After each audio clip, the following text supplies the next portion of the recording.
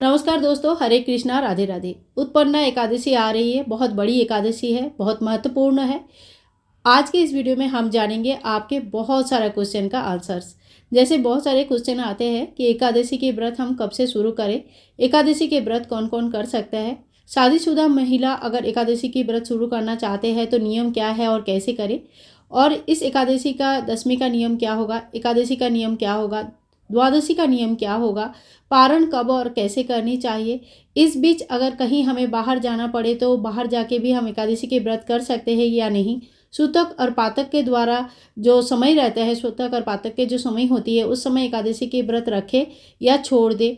बहुत सारे इस तरह का क्वेश्चन होता है। तो चलिए शुरू करते हैं आज का वीडियो। आज की वीडियो बहुत ही हेल्पफुल है, पूरा वीडियो को सुन लीजिएगा। आप लोगों से रिक्वेस्ट है तो चीज़ें बहुत ज़्यादा क्लियर हो जाएगी। तो देखिए, एकादशी की व्रत कब से शुरू करना चाहिए। एकादशी की व्रत आप कोई भी एकादशी के व्रत से शुरू कर सकते हैं। ध्यान रखिए, चतुर्मास के जो समय होती है जिसमें श्री विष्णु नारायण योग निद्रा में रहते हैं उस समय नहीं शुरू किया जाता है, और अधिक मास के समय, मल मास के समय नहीं शुरू किया जाता है। एकादशी शुरू करने के सर्वोत्तम समय जो होता है वह है उत्पन्ना एकादशी के दिन, निर्जला एकादशी के दिन, देवउठनी एकादशी के दिन। ये सारे बहुत बड़ी एकादशी माना जाता है। अगर आप जब ये वीडियो देख रहे हैं आपके आसपास इन 3 एकादशी के कोई भी एकादशी आ रही है तो आप उनसे शुरू कर सकते हैं। इस बीच अगर आपका चतुर्मास या इस तरह का कोई टाइम चल रहा है, मलमास चल रहा है, तो आप इस समय शुरू ना करें, इसके बाद शुरू कर सकते हैं। एकादशी के व्रत कोई भी रख सकते हैं। 12 साल से ज़्यादा उम्र के बच्चे और 80 साल से कम उम्र के जो जेंट्स या लेडीज़ होते हैं, यानी कि जब तक आप अपने होश संभाले हुए रहते हो उस समय तक कोई भी इस एकादशी की व्रत रख सकते हैं।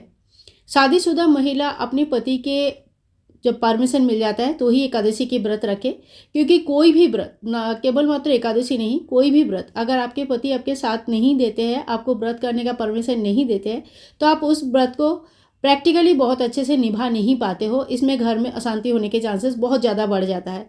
तो घर में सुख शांति संपूर्ण रूप से रहे और आपके पूजा पाठ भी अच्छी तरह से चले, इसके लिए ज़रूरी होता है कि आपके घर के जो मानधान है, जो आपके हस्बैंड है, उनके एक बार आप उनसे बात कीजिए, उनसे परमिशन लीजिए, फिर शुरू कीजिएगा। सबसे अच्छा जो होता है वो पति और पत्नी एक साथ मिलकर जब एकादशी के व्रत करते हैं वो सबसे अच्छा माना जाता है। बाकी इस एकादशी के व्रत करने के लिए किसी को भी मनाही नहीं है, सब लोग इस एकादशी के व्रत कर सकते हैं। अब एक क्वेश्चन और आता है कि दशमी के नियम क्या है, द्वादशी के एकादशी के नियम क्या है। तो देखिए, एक के बाद एक स्टेप वाइज बता रही हूँ, ध्यान से सुन लीजिएगा। दशमी के जो नियम होते हैं, दशमी के सूर्योदय के बाद आप खाना पीना कर लीजिएगा। सूर्यास्त से पहले आपको जो भी अन्न ग्रहण करना है, जो भी करना है, आप खा के कंप्लीट कीजिएगा। सूर्यास्त के बाद कोई भी अन्न ग्रहण नहीं करनी चाहिए। कहते हैं कि जब एकादशी लग जाती है, तिथि शुरू हो जाता है, उस वक्त पेट में अन्न का कोई दाना नहीं होनी चाहिए। इसीलिए सूर्यास्त के बाद आपको कोई भी अन्न ग्रहण नहीं करना चाहिए। आप फल का रस, जूस, दूध वगैरह ले सकते हैं, कोई दिक्कत नहीं है। आलू, मूंगफली, सिंगदाना वगैरह खा सकते हैं, कोई दिक्कत नहीं है। इसके साथ ही अगर संभव है, नियम मैं सारे बता रही हूँ, जितना आपसे हो पाता है आप उतना नियम कर लीजिएगा। ब्रह्मचर्य का पालन करना बहुत आवश्यक होता है कोई भी व्रत के लिए। साथ में ही अगर भूमि शयन के लिए बोला जाता है, यानी कि भूमि में कुछ बिछा के फिर भूमि में शयन करने के लिए बोला जाता है, तो अगर संभव है तो आप भूमि शयन कीजिएगा। इसके साथ ही देखिए, दसवें के दिन से ही कोई भी तामसिक आहार, मांस, मदिरा और इस तरह का जो भी तामसिक आहार होता है वो ग्रहण अगर होता है, आपके घर में बनता भी है, लहसुन प्याज, तो दसवीं एकादशी और द्वादशी ये 3 दिन नहीं बनना चाहिए, नहीं खाना चाहिए, ना घर में ना बाहर। ठीक है, तो ये खाने पीने में ये एक परहेज़ आपको करना ही करना है, ज़रूर करनी है। इसके बाद एकादशी के दिन सुबह सुबह उठ के स्नान आदि करके घर की भी साफ़ सफाई कर लीजिएगा। लेकिन हाँ, ध्यान रखिए, बहुत लोग कहते हैं और बहुत जगह पे ये चीज़ें माना भी जाता है कि एकादशी के दिन घर पर झाड़ू नहीं लगाया जाता है। इससे जो कीट पतंग का अगर मृत्यु हो जाती है तो उसका दोष भी हमें लग जाती है। तो अगर आप एकादशी की व्रत करते हैं तो घर में सुबह इस दिन झाड़ू मत लगाइए, अगले दिन रात को ही घर को साफ स्वच्छ करके रख लीजिएगा। एकादशी के दिन बाल नहीं काटना चाहिए, नाखून नहीं काटनी चाहिए। गलत बात बोलना बिल्कुल नहीं चाहिए, निंदा किसी का नहीं करना चाहिए, चुगली नहीं करना चाहिए, झगड़ा कलह क्लेश नहीं करनी चाहिए। कहने का मतलब ये है कि आप अपने मन को पूरी तरह से भगवान के नाम जप में लगाइए, शांत रहिए। कोई भी दूसरे के व्यापार में, दूसरे के चीज़ों में आप अपने आप को उलझाना बंद कीजिएगा, तो ही चीज़ों का जो फल है वो हमें मिलता है। इसके बाद देखिए, इसके साथ साथ ही कोई भी जो गलत लोग हैं, जो हमें पता है कि ये लोग सही नहीं है, तो आप उनसे दूर रहने की कोशिश ज़रूर कीजिएगा। इन लोगों से जितना दूर रहेंगे उतना अच्छा है। पाठ करने के लिए एकादशी के दिन अगर आपको पाठ आता है तो आप पाठ मन ही मन पूरे दिन कर सकते हैं। अगर नहीं आता है तो हरे कृष्ण हरे रामा का महामंत्र का जप कर सकते हैं। ओम नमो भगवते वासुदेवाय नमः मंत्र का जप कर सकते हैं। ओम श्री हरि विष्णु नारायण नमो नमः इस मंत्र का जप कर सकते हैं। तो छोटे मोटे जो भी मंत्र आपको आता है, एक आध लाइन का आप याद कर लीजिए, पूरा दिन उसको ही जप करते रहिए, उससे भी पूरा फल मिलता है।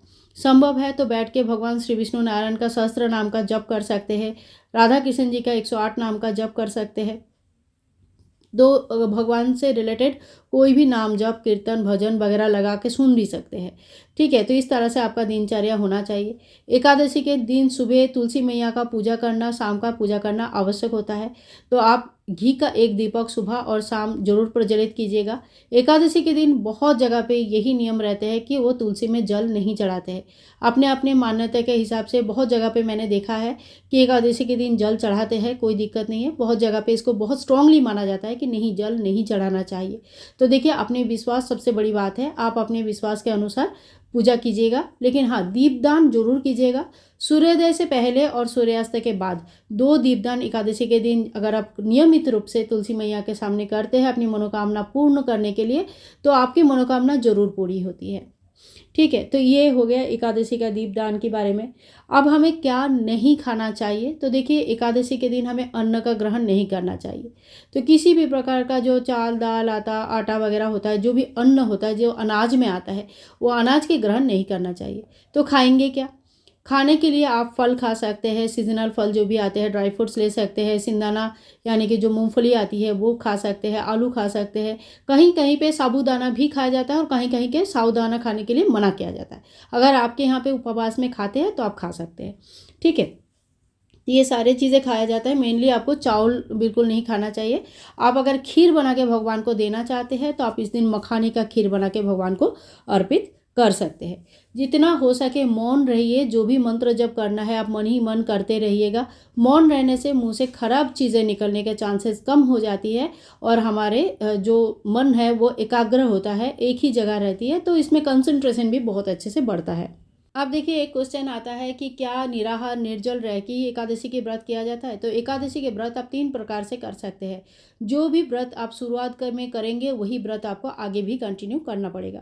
पहला है जो निर्जल रह के पूजा करते हैं, यानी कि कोई जल तक नहीं ग्रहण करेंगे, निर्जल निराहार। दूसरा ये है कि आप फल खा के, जब तक पूजा नहीं होगा आप निर्जल निराहार रहेंगे या जल खा पी सकते हैं, और पूजा होने के बाद आप फलाहारी व्रत रख सकते हैं, यानी कि फल वगैरह खा सकते हैं। ठीक है, और अगले दिन जब आप पारण कर लेंगे तो उसके बाद आप खाना खा सकते हैं। तीसरा ये है कि वो पूजा करना चाहते हैं लेकिन शरीर साथ नहीं देते हैं, तो जो फल खा के या निर्जल रह के पूजा नहीं कर सकते, ऐसे में उनको शुद्ध सात्विक आहार ग्रहण करके भी वो सुबह सुबह पूजा कर सकते हैं, शाम को पूजा कर सकते हैं। यानी कि आप अपने बाकी जो खाना पीना छोड़ के जो बाकी नियम है वो सारे पालन कीजिएगा, पूजा पाठ कीजिएगा, पाठ भी कीजिएगा, सहस्त्र नाम जप, एकादशी व्रत कथा, एकादशी माता की कथा इत्यादि आप पढ़ सकते हैं, पढ़ना भी चाहिए। और जब पूजा हो जाता है तो उसके बाद आप फल वगैरह ग्रहण करें या सात्विक तरीके से तैयार किया गया कोई भी खाना खा सकते हैं।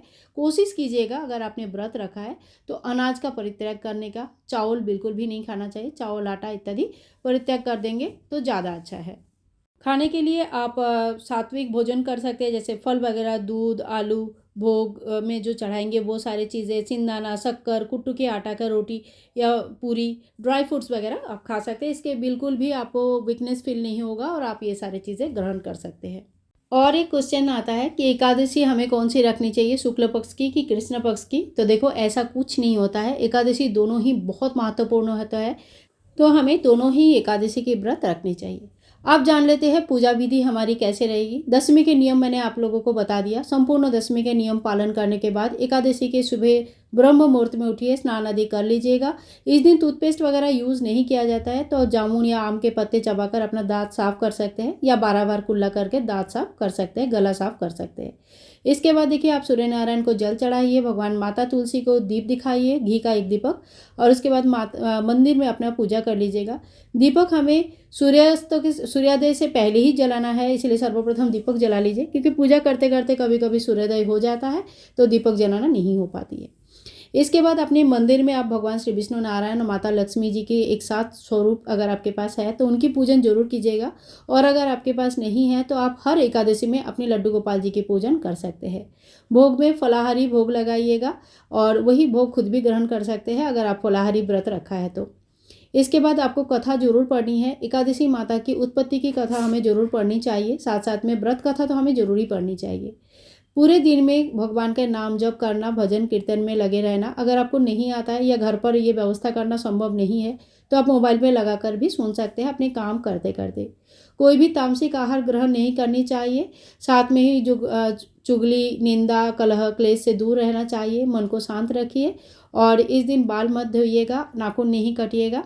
साथ ही में इस दिन अगर आपके घर में कोई भी आते हैं, कोई भी कुछ चीज़ें मांगने के लिए आते हैं, कोई भी आते हैं आपके घर में, इवन कुरियर वाले भी आते हैं, तो उनको थोड़ा सा जल देना चाहिए, उनको थोड़ा सा आप्यायन करना चाहिए। अतिथि रूप में कब कौन आ जाता है बोला नहीं जा सकता, इसीलिए कम से कम एकादशी के दिन तो आप किसी के साथ दुर्व्यवहार बिल्कुल भी मत कीजिएगा।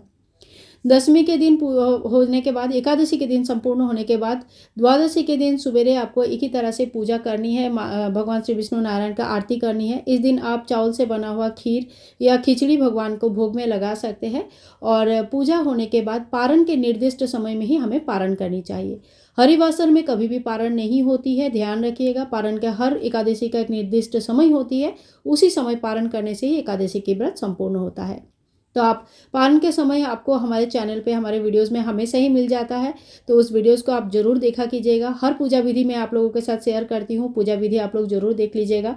उत्पन्न एकादशी की पूजा विधि भी चैनल पर उपलब्ध है, आप उस वीडियो को जरूर देखिएगा। इसके बाद आपको पारण करना चाहिए। पारण में जो दान दक्षिणा ब्राह्मणों के लिए थोड़ा बहुत अपनी सुविधा के लिए और सामर्थ्य के हिसाब से निकालना चाहिए। अगर ब्राह्मण भोजन करवा सकते हैं तो बहुत अच्छा है, नहीं तो कम से कम दान करना चाहिए। दान में भी अन्नदान करना सर्वश्रेष्ठ माना जाता है। द्वादशी के दिन चावल का दान करना, सेवन करना बहुत अच्छा माना जाता है। अन्नदान कर सकते हैं, दक्षिणा दे सकते हैं। साथ ही में समय के अनुसार सीजनल दान भी बहुत बड़ा माना जाता है। ठंडी के समय कंबल इत्यादि दान, गर्म के टाइम पे सूती वस्त्र का दान, पंखे का दान बहुत बड़ा दान माना जाता है। तो इसी तरह से आप अपने हिसाब से एकादशी के व्रत शुरू कर सकते हैं। और एक क्वेश्चन और पहले ही बताना चाहिए था, आप लोगों ने पूछा था कि संकल्प लेना जरूरी है कि नहीं। तो देखिए, अगर आप कोई मनोकामना पूर्ण करने के लिए एकादशी के व्रत रखना चाहते हैं तो आपको संकल्प लेना है अपने नाम, गोत्र, कौन सी जगह से आप एकादशी की आप रहते हो, कहाँ से आप एकादशी के व्रत शुरू करना चाहते हो, इन सभी चीज़ों को बताते हुए भगवान विष्णु जी को ये बताइए कि आप एकादशी के व्रत कितना रखना चाहते हैं, और साथ ही में मनोकामना क्या है, किस तरह से आप व्रत रखना चाहते हैं, निराहार रखना चाहते हैं, निर्जला रखना चाहते हैं, फल खा के या सात्विक आहार ग्रहण करके, वो भी आप बताइए। तो इस तरह से अपने पूरे व्रत का संकल्प आप ले सकते हैं। और एक एकादशी की व्रत होता है जिसमें आजीवन काल रखा जाता है, तो उसके लिए आपको उद्यापन करने की जरूरत नहीं पड़ती है। तो संकल्प तो आपको दोनों व्रत में ही रखना है। एक में आप अपने मनोकामना बताएंगे, दूसरे में आप यही कहेंगे कि मैं इस व्रत को धारण करती हूँ अपना और अपनों का सर्वथा सुख, शांति, समृद्धि के लिए, साथ ही में आपके आशीर्वाद की प्राप्ति के लिए। इस एकादशी की व्रत रखने से यह लोक में सर्व सुख शांति की प्राप्ति तो होता ही है, मृत्यु के बाद मोक्ष लाभ होता है। भगवान श्री विष्णु नारायण के द्वार में हमें स्थान मिलते हैं। तो देखिए, एकादशी के व्रत कहते हैं कि बहुत ही ज़्यादा कठिन भी होती है, साथ में सभी व्रतों में सर्वश्रेष्ठ माना जाता है। अगर आप सिर्फ एकादशी की व्रत करते हो और आपको और दूसरा कोई भी व्रत नहीं भी रख पाते हो, तो कहते हैं कि आपका कोई पाप, कोई दोष नहीं लगता है। केवल मात्र एकादशी के व्रत में ही आपको इतनी क्षमता होती है कि आपका समस्त प्रकार का पापों से आपको मुक्त कर सकते हैं, साथ ही में आपका जो भविष्य है उसको उज्जवल कर सकते हैं। सभी प्रकार का सुख मिलता है, दुख दूर होता है। तो ये एकादशी के व्रत जो होता है, जीवित रहने में हमें तो पुण्य फल की प्राप्ति करवाता ही है, मृत्यु के बाद भी इस एकादशी के व्रत हमें साथ नहीं छोड़ते हैं, तो मृत्यु के बाद भी हमें इनकी फ़ायदा मिलते रहते हैं। आई होप आज के वीडियो में जो भी इन्फॉर्मेशन आप लोगों को मिला है, इन सभी इन्फॉर्मेशन आपके लिए बहुत ही महत्वपूर्ण है, अच्छा है।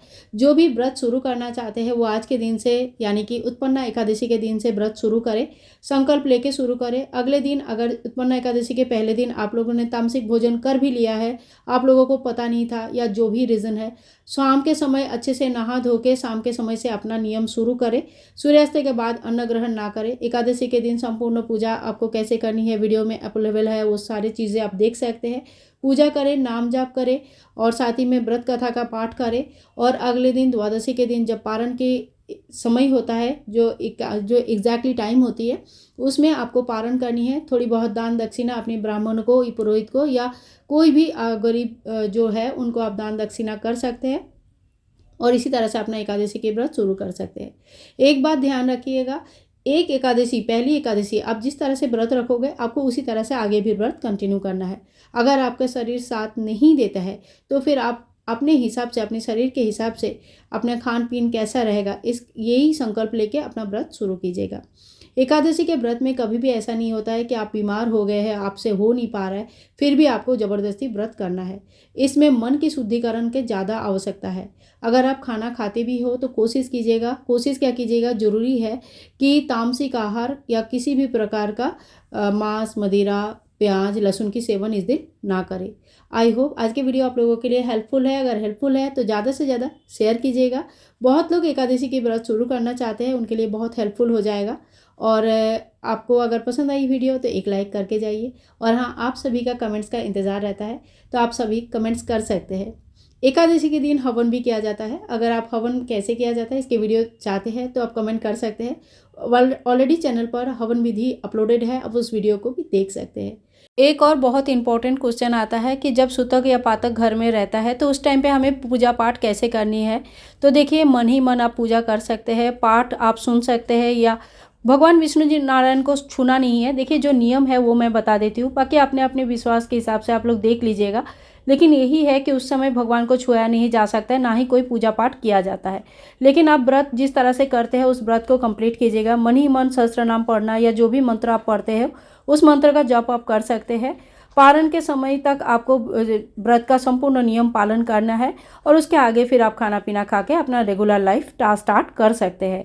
लेकिन जो सूतक और पातक का समय होता है, इस समय आपको व्रत को पूरी तरह से छोड़कर और अपना नॉर्मल खाना पीना, अनाज ग्रहण करना, ये सारी चीज़ें नहीं करनी चाहिए। कोशिश कीजिएगा अगर आपने व्रत रखा है तो व्रत के दिन घर पर ही रहना। इस व्रत के दौरान या कोई भी व्रत के दौरान बाहर का खाना खाना, बाहर किसी और के घर में अन्न ग्रहण करना अच्छा नहीं माना जाता है। इससे आपका पुण्य फल वहाँ पे चला जाता है, उनको भी मिल जाती है। तो अगर व्रत आपने रखा है तो कोशिश कीजिएगा आप अपने घर में इस व्रत को कंप्लीट करें। और अगर बहुत ज़रूरी है, आप कहीं जाना ही चाहते हैं, तभी भी आप उस जगह पे जाके शुद्ध सात्विक तरीके से इस व्रत को कंटिन्यू कर सकते हैं। और भी कोई अगर क्वेश्चन है आप लोगों को पूछना है तो फिर आप क्वेश्चन लिख सकते हैं। मैं कोशिश करूँगी आपके सभी क्वेश्चन का सही जवाब समय पर दे सकूँ। सो फ्रेंड्स, आज के लिए इतना ही। अगर वीडियो आप लोगों के लिए थोड़ा सा भी यूज़फुल है, थोड़ा सा भी आप लोगों को अच्छा लगा, हेल्पफुल लगा, तो प्लीज़ आप वीडियो को लाइक कीजिएगा, ज़्यादा से ज़्यादा शेयर कीजिएगा। कोई अगर एकादशी के व्रत शुरू करना चाहते हैं तो इस वीडियो को देख के उनको काफ़ी हेल्प मिल जाएगा। और हाँ, चैनल पर जुड़े रहने के लिए सब्सक्राइब करके बेल आइकन प्रेस करना बिल्कुल ना भूलें। मिलूंगी नेक्स्ट वीडियो में, तब तक के लिए सभी भाई बंधु को हरे कृष्णा, राधे राधे।